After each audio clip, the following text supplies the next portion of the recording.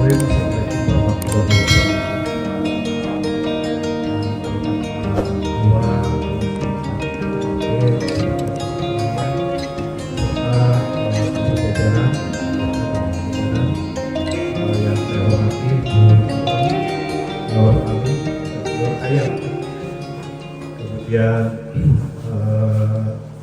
juga segenap manajer dari Palawi.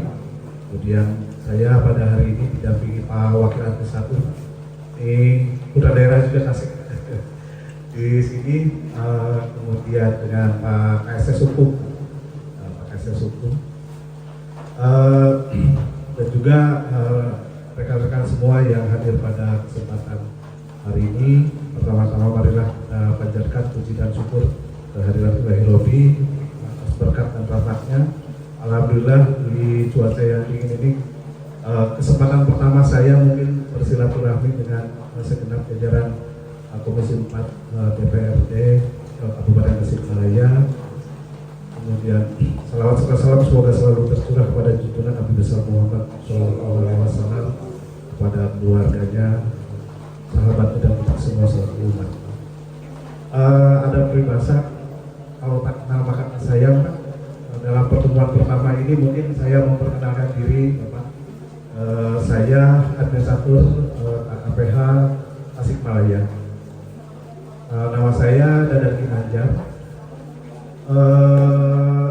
KPH Tasikmalaya ini meliputi 2 wilayah, Pak. Jadi ada Kabupaten Tasik dengan Kota Madya Tasik. Jadi wilayah kami KPH Tasikmalaya ini total keseluruhan ada 43.900, dan kebetulan sebagian besar posisinya ada di Kabupaten Tasik.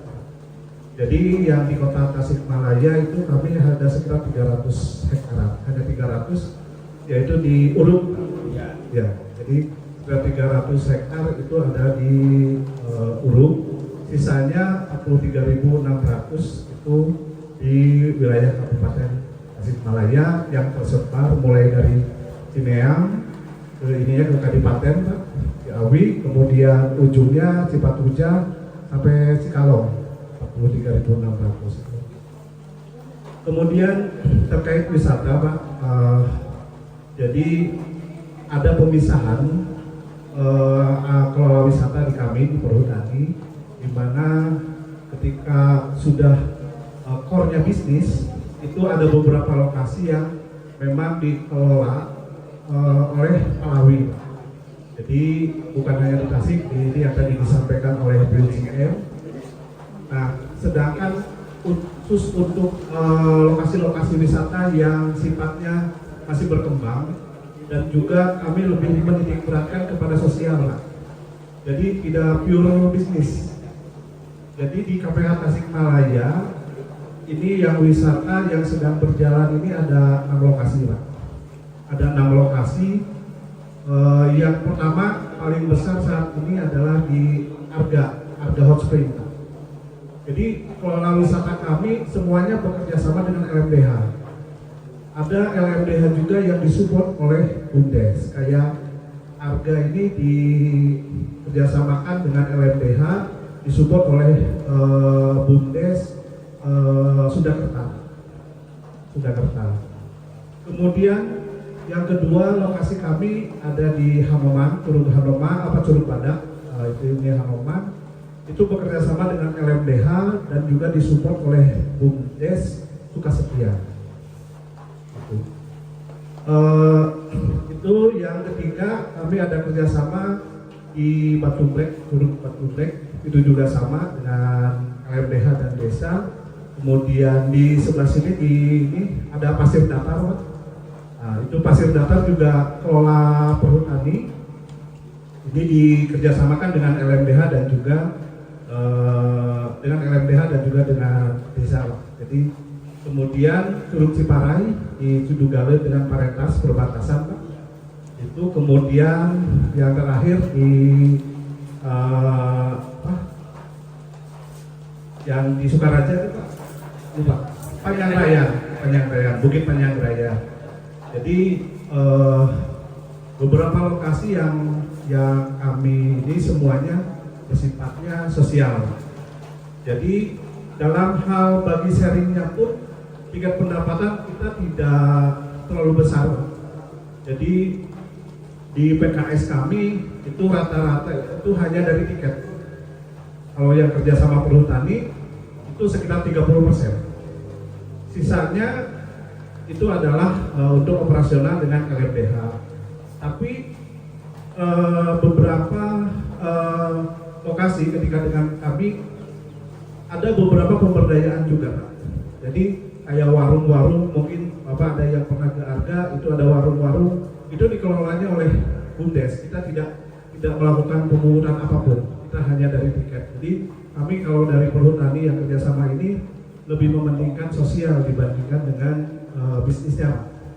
Kemudian termasuk di beberapa lokasi juga ada warung-warung ataupun ini itu dikelolanya oleh LMD dengan ini. Gitu. Ada perbedaan mungkin sistem pengelolaannya antara yang dikelola oleh Palawi yang memang murni untuk bisnis. Kalau kami banyaknya memberdayakan masyarakat. Tujuannya begitu untuk pengelolaan wisata yang dikelola perhutani. Kemudian memang kalau di ini Pak, pembagian tugas kami apa yang membedakan dengan Palawi dengan ini. Jadi yang lokasi-lokasi Palawi itu secara teritorialnya, pengamanannya dan ininya adalah ditanggung jawab di KPH, Pak. Sebagai penugasan dari SK Menteri nomor 73 tahun 2021. Jadi ada beberapa penugasan itu ke perhutani. Cuma kelola bisnisnya memang kita ada beberapa yang ke anak perusahaan, di antaranya Palawi. Nah, jadi kalau ada apa-apa terkait teritorial, ada pohon tumbang ini, itu koordinasi antara Palawi ke kami, Pak. Jadi kami yang mungkin akan memproses terkait dengan ketentuan yang berlakunya, misalnya ada yang pohon tumbang atau apa. Itu jadi bagi-baginya kalau Palawi hanya pengelolaan bisnisnya, Pak. Tapi pengelolaan kawasan itu masih ada kewenangannya di KPH, di KPH perhutani. Itu yang membedakannya. Jadi gambaran globalnya mungkin itu, Pak. Kemudian kantor kami untuk kantor kami ada di Jalan Kehutanan, Pak.